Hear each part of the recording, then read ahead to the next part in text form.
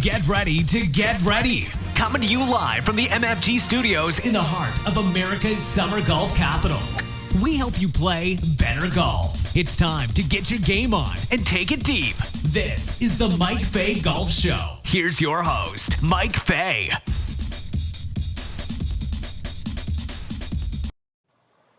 Well, good evening, everyone, and welcome to the MFG Show, episode 35, you guys. What do you think about that?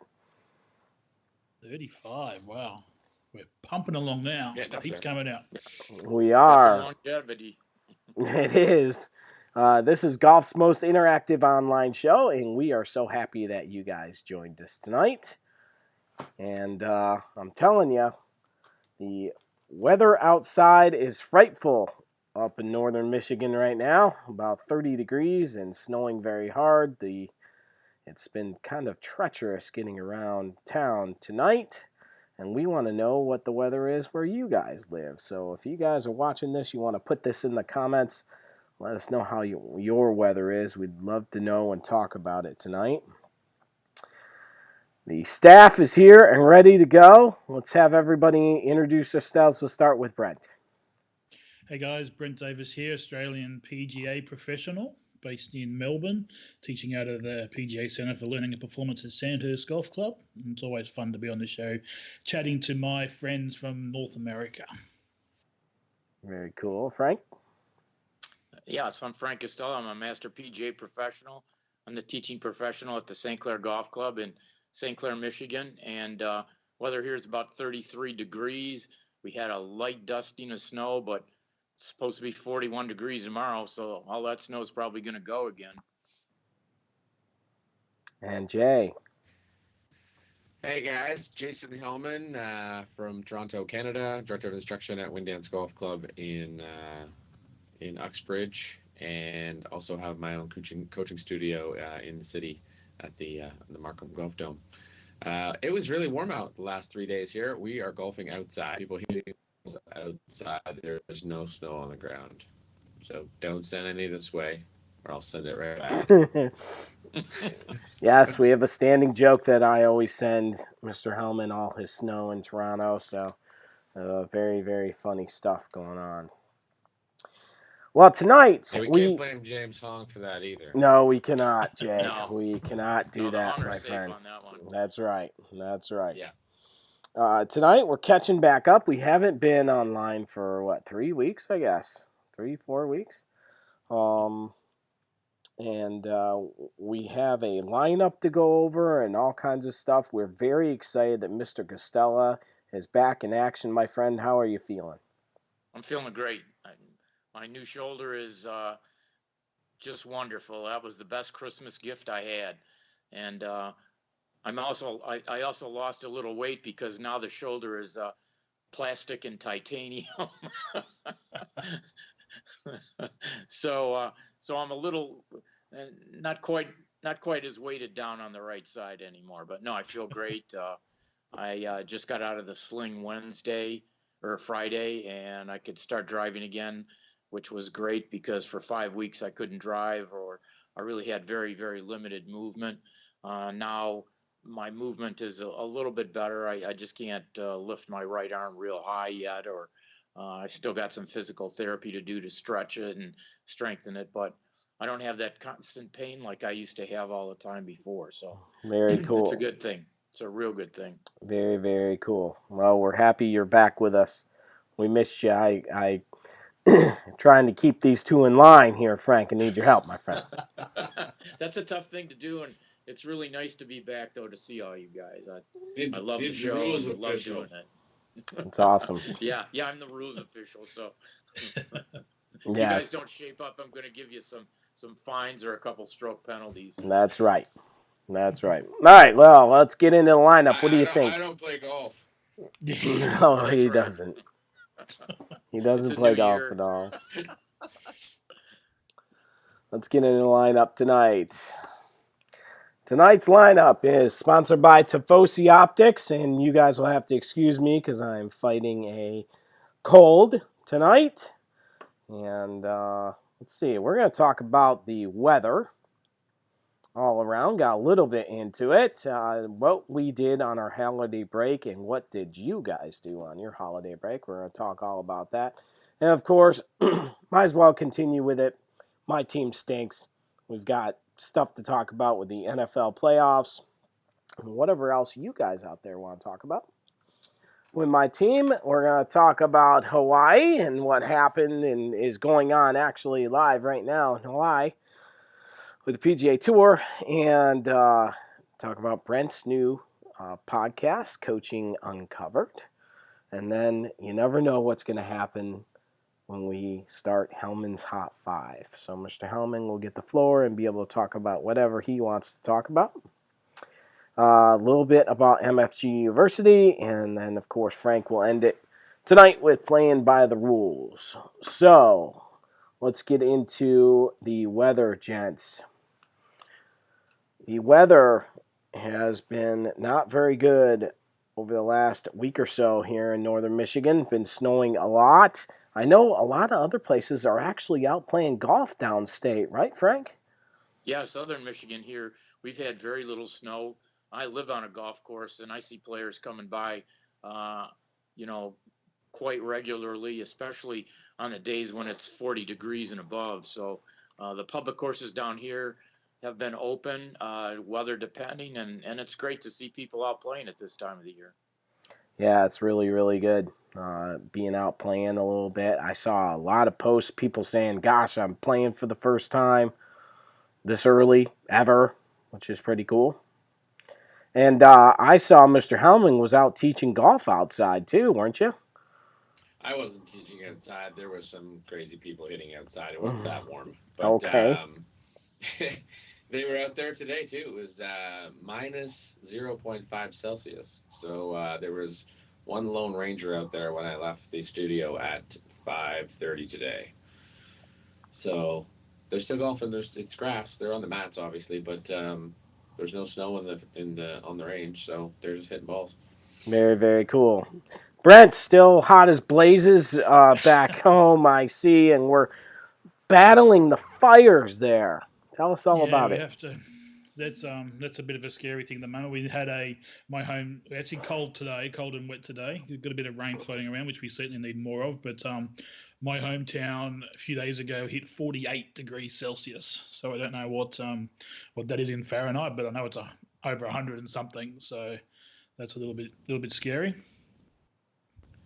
And I guess from what I've read, the size, just to give all of you guys watching, of the fires that you guys have had there is about the size of our state of West Virginia, which is massive. Unbelievable. So it's all on the coast of Victoria, on the south coast of New South Wales, essentially all over the country. There's fires burning, but they're probably the main ones where people have lost their lives and towns have been wiped out and all sorts of things are going on. So it's certainly not a fun time, but certainly send our thoughts to those people fighting those fires. Certainly not a good place to be. Right, absolutely. You were just saying that you're looking outside and it looks like there's cloud cover, but it's really just smoke in the air, right? Yeah, it was just smoke haze. There's EPA alerts for all of Victoria for air quality, just the smoke haze around. If you see some of the photos online from the actual where the fires are, it's essentially nighttime, 24 hours a day. You can't see anything. The smoke cloud is actually hitting across the Abel Tasman in New Zealand, so all the areas are certainly copping it. But it's certainly not good. But if anyone does want to help and donate, there's been a heap of donations from overseas. I know Pink, the singer, donated $500,000 to help. Heap of support from overseas people, but hit me up on social media. I can point you to the right direction. But certainly the Red Cross in Australia would be a good charity to donate to if you do want to help out down here. But it's very scary times, and hopefully they can get on top of it sooner rather than later. Yes, no doubt about that. You said even in New Zealand they're getting all of the smoke over there too, right? All the smoke, yeah. So you can see, I don't know if you can see behind me properly, but it's cloudy, but it's definitely smoke haze as well. So you can't see if you're closer to the closer to the fires. Like my hometown is probably an hour's drive from a fire up there, and you can't see more than a couple of 100 yards in front of you at the moment. So it's not good. Wow, that's not good at all. How about any golf courses been affected by the fires there? I'm certainly in the towns that have been hit by the fires. The golf course would have been impacted, but yeah, I don't know too many of the details of that. But yeah, certainly people losing homes and people wildlife's been impacted, all sorts of stuff like that. So it's scary. It's not good. Not good at all.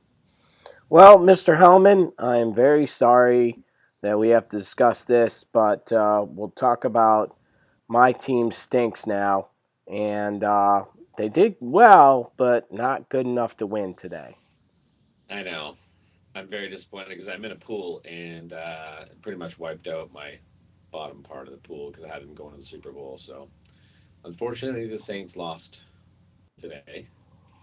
I didn't get to see all of it, but again, they kind of got screwed by pass interference. Yes, I saw Yes, that. last year and this year. So I don't know. The NFL's got issues. They didn't even try and review it. So hey, it is what it is, I guess. But maybe the little red phone rang in Vegas and on the sidelines and said, we need a call or a no call. We got too much money on the line. So I don't know. Frank, how about the But at Texans least my winning? team made it. Yeah, they went. They made it too, so that was good. Mm-hmm. Yep. We almost had a comeback, except for the interception return for a touchdown.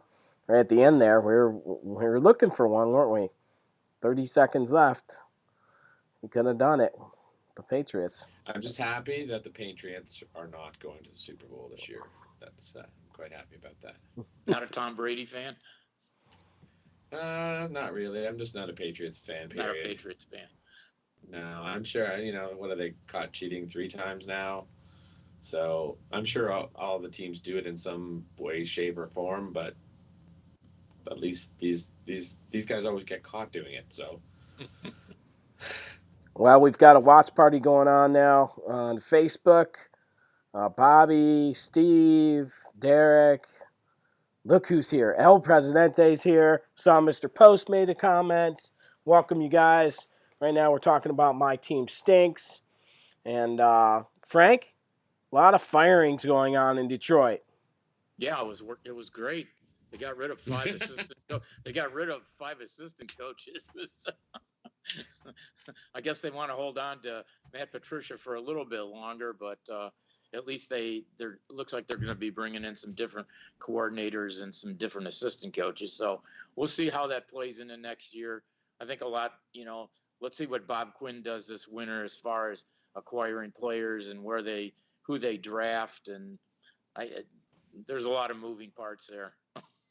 I'm thinking of applying for the job, Frank. Yeah, you should. I think you should, Jay. Offensive coordinator. You should. You'd probably definitely do better than what they did this year. That's Well, no, I think you need to be the defensive coordinator. Yeah, I was a quarterback, so I'm more of an offensive guy. Oh, you guys, if you guys have any comments, this is Golf's most interactive online show. We talk about a whole bunch of different comments and topics and all kinds of stuff tonight. If you guys have any comments about your team stinking it up, or if you have personal feelings about our hometown Detroit Lions and want to see something different, put it in the comments and we will be happy to talk about it. All right, let's move on with the lineup. Let's talk about holiday break. We want to know from you guys out there, did you do some traveling? Was your traveling good, not good? Stuff like that. Put that in the comments and we'll be talking about that. I had a fantastic trip with my family. Did you guys get away? Brent, did you get away and do some fun things over holiday?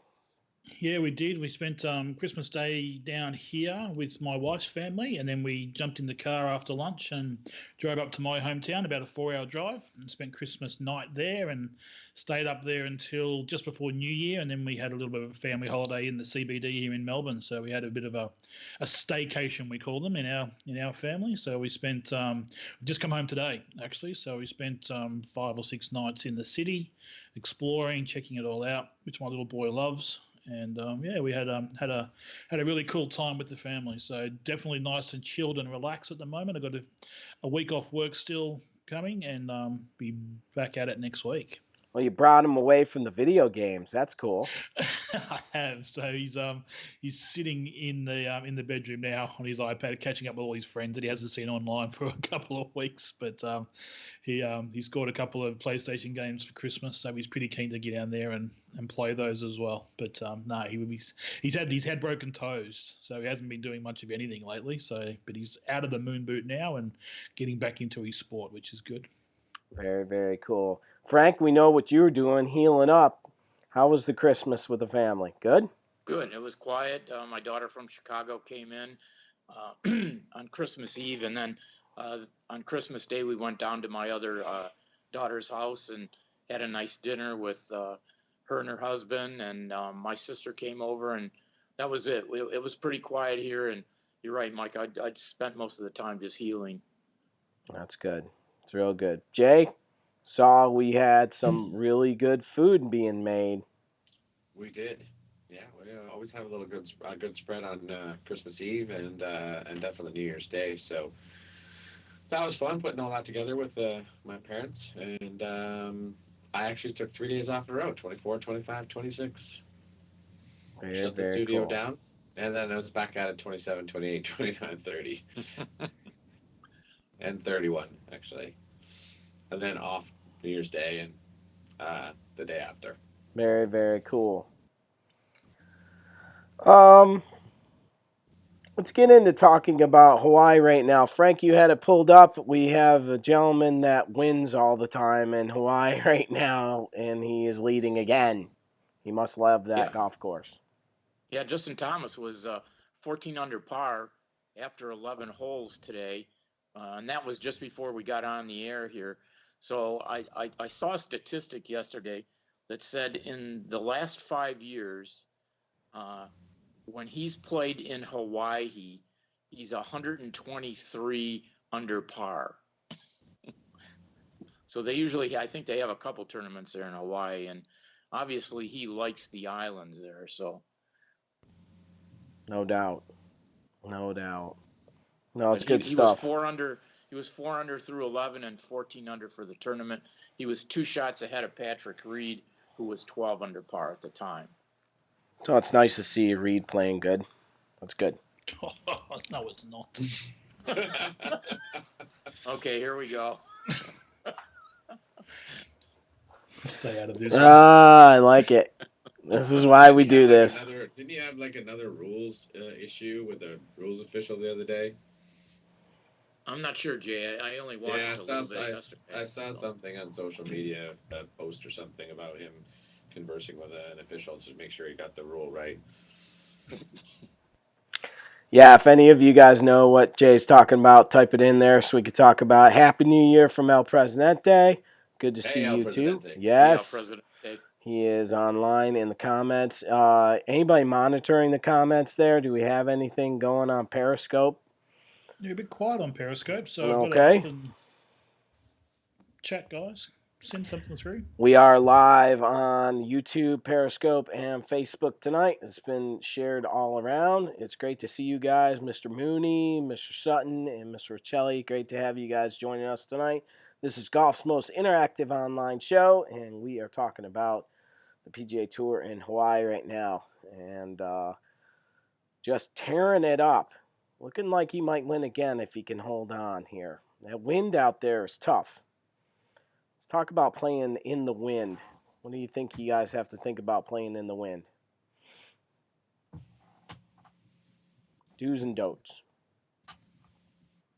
Get it softer. Softer. What does softer do? Get it softer. Takes the spin off it. Keeps it out of the wind.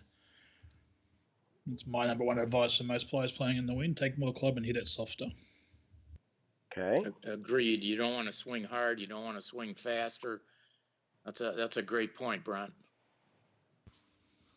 Yeah, spin is the enemy when you're playing in the wind like that, for sure. How about putting when it's really windy out there? What would you do when you're putting to make more putts?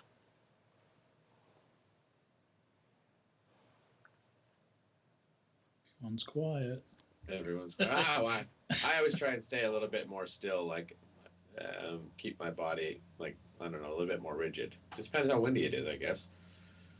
And then when I was in Ireland, actually, I noticed the caddies a lot played the wind quite a bit. Obviously, it's windy over there, but I'm not used to I don't know calculating that as part of my read. So I guess you'd have to pay quite a bit of attention to that in regards to how much is going to move the ball offline. Yeah, if any of you guys have experience in playing in super windy conditions on super fast greens, how do you judge where you play your putts to break and also downwind and into the wind, right? That definitely plays a role for sure.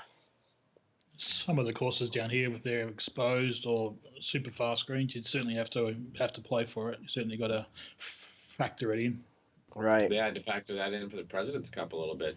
Yeah, those greens are pretty quick, and that's down on the coast of that course. It's not quite as exposed as some of them, but yeah, you certainly have to read it. Haven't been on since that finished up, did we? No, we need to talk a little bit about it. We can talk about it all up until the last day. Oh, come on, Brent. I agree. Mike and I'll talk about the last day. We'll talk about how great the last day was.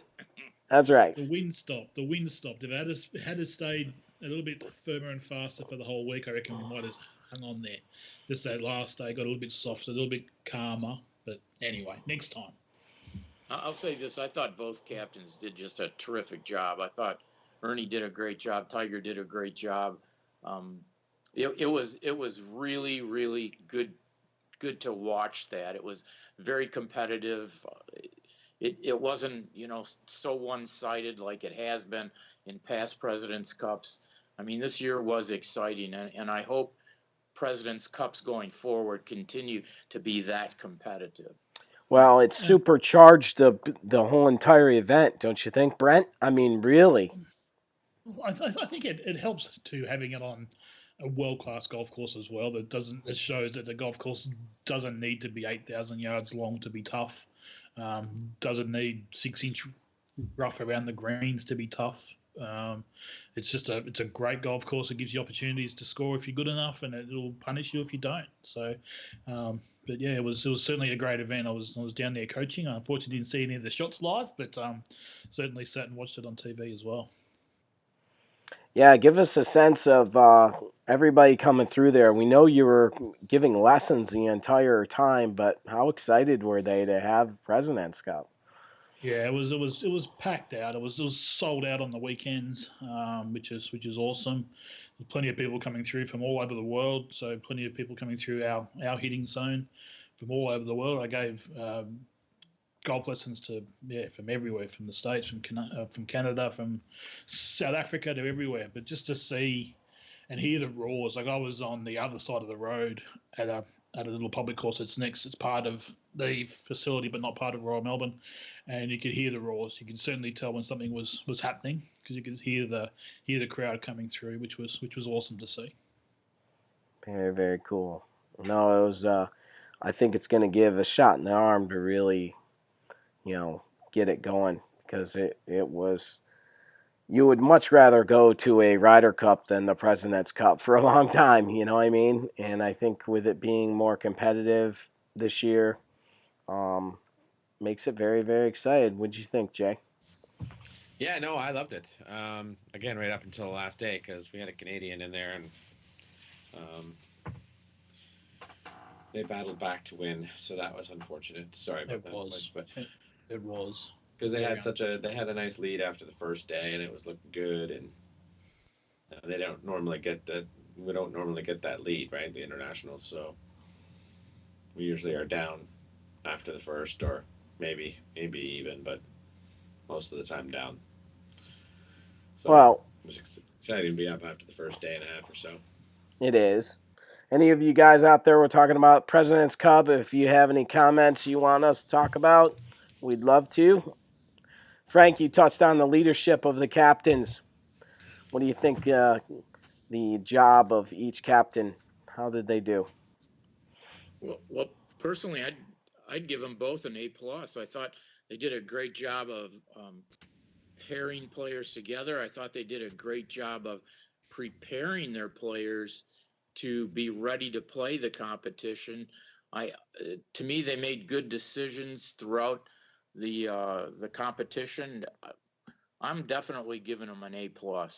I thought both of them did a terrific job, and I thought they did a great job with creating good chemistry amongst their team. Right. And it seemed like all the players really, really wanted to play for both captains. I mean, they would go through a wall. And to me, that's a sign of a good coach, a good captain, whatever you want to call it, is when your players will do anything for you. I mean, that says a lot to me about your coaching skills and your teaching skills and your human skills. Yeah, no doubt. They had a little bit of a how should you say this? About Brent, we were discussing about I don't know, heckling, I guess.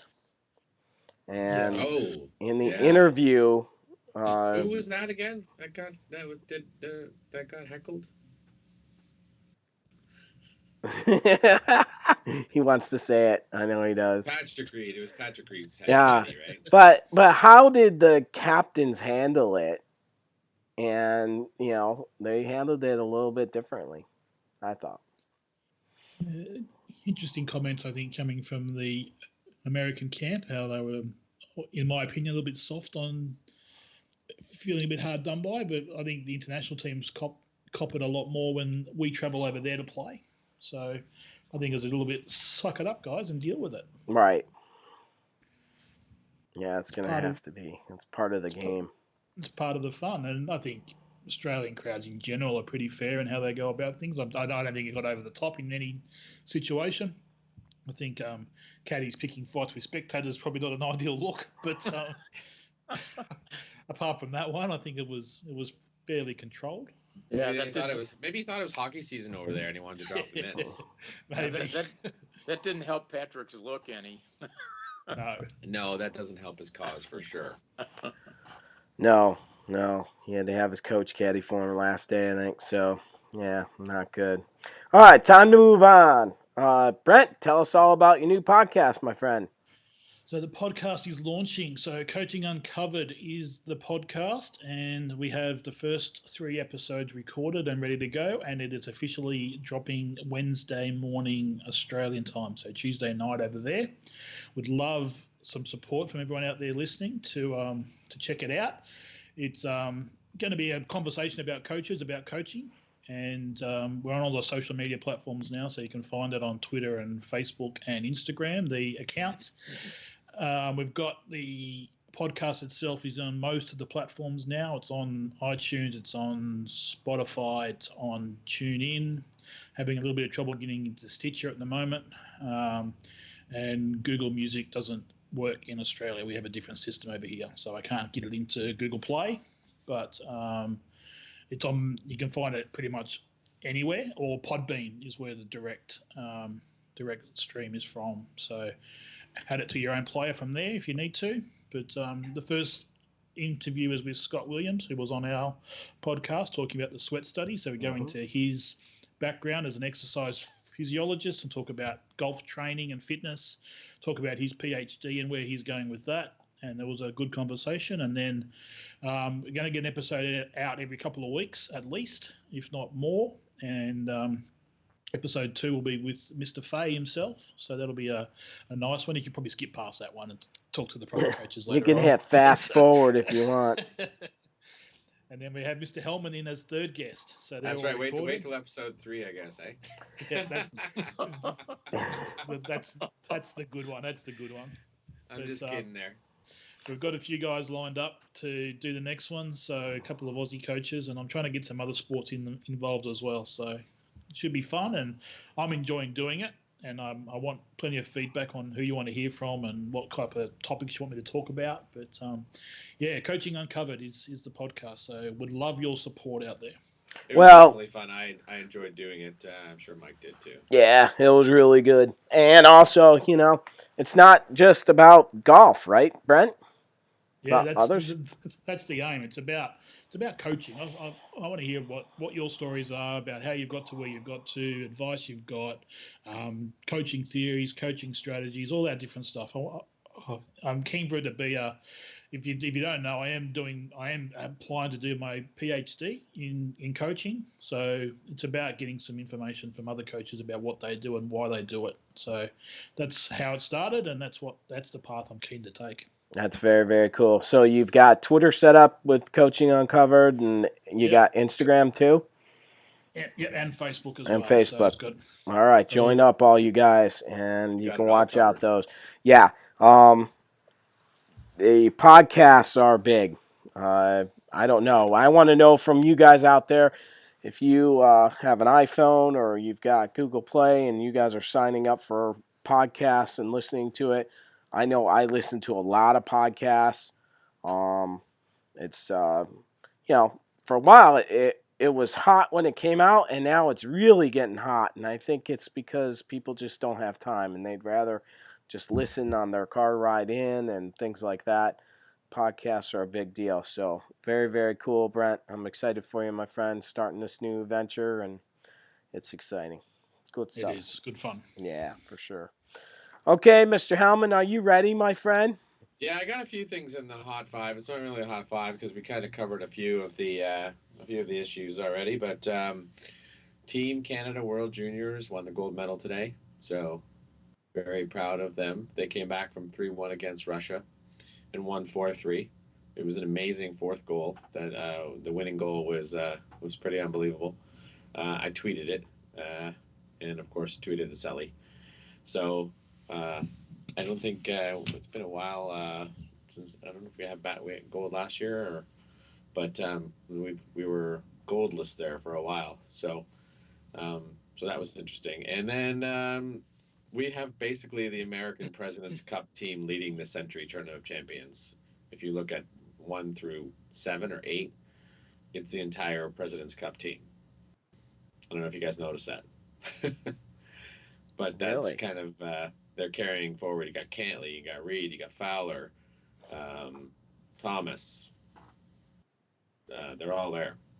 So they're just carrying right forward from their hot play over there in Australia. And then I actually do have the fire situation in Australia on here to donate. So I'm going to ask you to give me those websites when we're done here, so that I can. Donate some funds over there to we'll go ahead and share that everywhere. I think you guys that's really important. I've traveled over there, obviously not extensively, but fairly extensively. I did meet a nice gentleman and played with him in Byron Bay, and he is on my Facebook, and he was just evacuated 2 days ago. So him and his family and his little boy. So just keeping up with people and, seeing if they're all okay. I did put a post out on there, and everyone sort of checked in and said that they're doing all right. Some other coaches up north of Brisbane or in Brisbane area, in the Sydney area as well, checked in with them. They're doing okay, although he said a bushfire just started next in his backyard 500 meters away. So hopefully they got to that, but yeah, it's pretty devastating. What I heard, half a million wildlife estimated to be dead. So that's 500,000. That's a lot. And you guys have a lot of wildlife there. So it is, pretty crazy. It's a pretty scary time. So again, thoughts to everyone out there dealing with that. Yeah, it's a bit not of a good. somber note, but yeah, it's I do want to get those donations so that we can sort of circulate that within our social platforms. I saw some other people that have donated too through my social platforms. From West Coast people. I don't know all of them, but I saw that they posted in their story. So let's get that in the right hands and see if I know we've sent a lot of Canadians firefighters over as well to help with that, and then I think the U.S. has sent some as well. California, Yes, state of California has sent some over. So they have. They hopefully they help. deployed army as well, so there's plenty of people out there helping. But Yeah, Well, let's get a list together and then we can all yeah, share it. that's a good idea. Yeah, let's do that. Let's go back. We've got some comments. Jack Seltzer is on. He wants to know whether we think Patrick is a cheater or not. Yes. Personally, what I saw in that tournament, yeah, that was blatant. How he could, I don't care what camera angle you put that on. He cheated. I'm sorry. I would tend to be in the same boat with that one. I think. I don't think the video evidence lies. Yeah, we talked about this, and it's hard to accept what he had said, when you've got that video and you've got that kind of stuff. He handled it extremely poorly, not good. So He did. yeah, I mean, you got to take accountability for that. He did it. right. It's on camera. Mm-hmm. Not good. Jack also says Julius Boros, when it's breezy, swing easy. Yes, that's awesome. Very, very cool. Mr. Richmond, welcome. Let's see who else we got here checking in tonight. We do have a watch party going on. This is the first time we're really running a watch party, and we got lots of comments coming in, which is pretty cool. So welcome to the party. Let's see here. Mr. Molesky giving us a score update. Thomas is now 15 under. So that's cool. I'd like to know what hole he's on because we can't check everything. Mr. Pope. 16. 16? Okay. He's just part of the 17th. Let's see here. We've got, yes, Mr. Post. He is a Packers fan, which is not acceptable. You know what I'm saying, Frank? Cheesehead. Yes, it's not acceptable. He says, on to we can't talk about my team stinks because they don't play until next week. Yeah. So there you go. Yes, we're Lions fans here. We don't talk about the Pack. It's all right though. We'll talk about them next week and how great they are. Chris Brown has joined. Let's see. Rick Fay says, play all the downwind holes. That's how you're going to score good when it's windy. I like that. I do too. That certainly helps my game. That's awesome. Very, very cool. Corey Cakel just kicked on. Welcome. We have anything else, Mr. Helman, for the Hot 5, my friend? We don't for this week. No, that's it. That topped it off.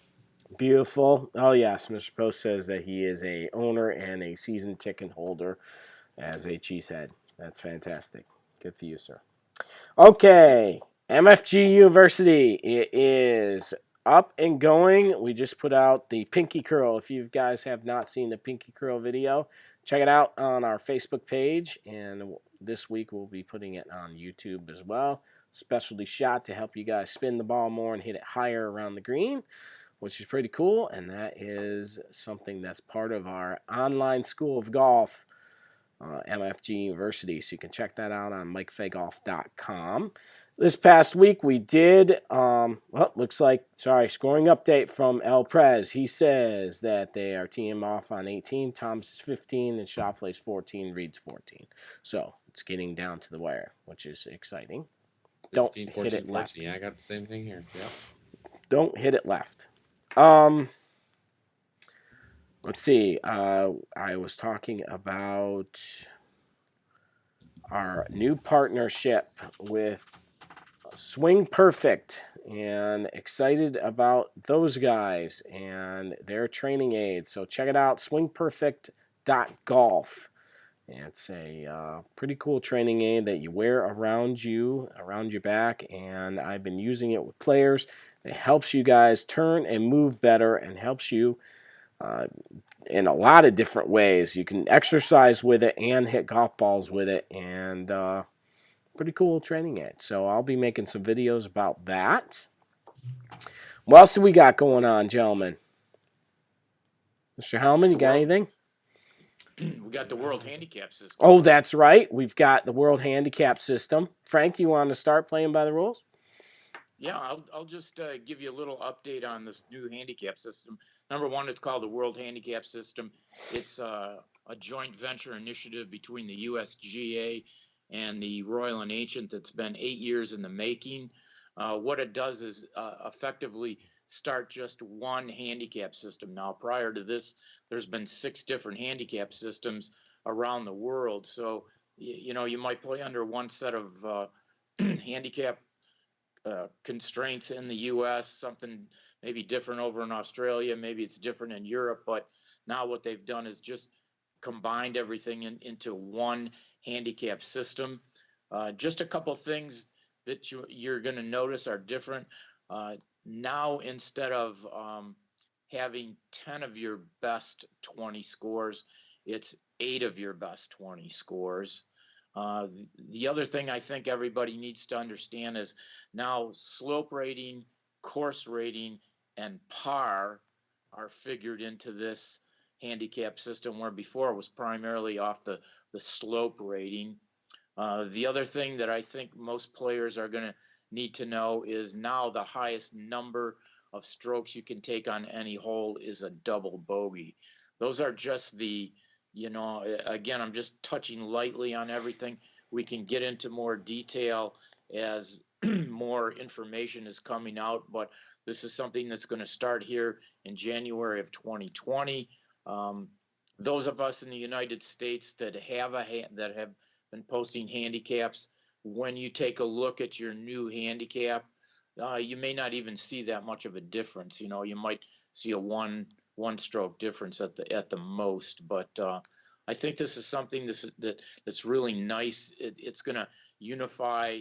If we go over to England to play, if we go over to Scotland to play, if we go over and see Brent in Australia, we're all going to be playing under one set of handicap rules, which I think is going to simplify and make things a lot easier for international play and all formats of play. And I think it's also going to help players of different abilities playing with each other and playing from different tees now too. So I think it's a good thing. Again, as I get a little bit more information and get more educated on it, I can talk more at length about it on future shows. Subtracting from par changes everything, especially if you're going to be playing against somebody who's playing a different tee, right? I mean, correct. Yeah. Think about this. If you are playing from a golf course yardage that is so much different than someone else you're playing with, their stroke amounts are going to be so much different because of what the course rating is and slope, right? So, yeah, it's going to be different. It's not just like knock 2 shots off. It could be a lot more than that. And that's one of the big things that I saw that's going to be different. One other thing that I saw too is they're going to have some if the weather is really bad one day and you can see that by the scores that are coming in, they're going to make adjustments for that type of thing too. I just started reading a little bit about it, and I don't know all the dynamics of it and all the intricacies of it, but I think that's an interesting concept too. Yeah, absolutely. No, we're going to have to update you guys on all these different things over upcoming shows with Frank and talking about this. And we want to know, what do you guys think of this, about the new World Handicap System? I think it's pretty cool. Brent, are you guys, have you seen, I know you're playing a lot more golf than we are right now. Anybody talking about it? Yeah, I haven't got my head around exactly how it's working. I'm not in that space. I don't play as much golf as Helman, but I don't. No, nobody does, Brent. So No, nobody does. I did see there's going to be. Is there some sort of adjustment in Australia? Some sort of little tweak to it, Frank? That I saw a headline the other day. I haven't read the article yet. That there may be some sort of adjustment in Australia. I don't know how that works. that I haven't seen at all, Brent. So I don't know how to. I can't answer your question on that. Yeah. But I'll research it and try and get you an answer. Yeah, but I think anything that makes it Didn't the max easier for. handicap go up too? What's that, Jason? Sorry. Didn't the max handicap go up? Like, isn't it like a high number now? Again, I'm not sure of. I think 36 is where they're capping it, to my knowledge. But I could be wrong. Like I said, I've just started educating myself on it and doing some reading on it. Yeah, we'll talk all about it for sure. Mr. Molesky says that Thomas just drove it left. Imagine that. And it's in the garbage. So, not good, you guys. I don't know what else is going on. If you guys have any updates, let us know for sure. Do we have anything else to cover tonight?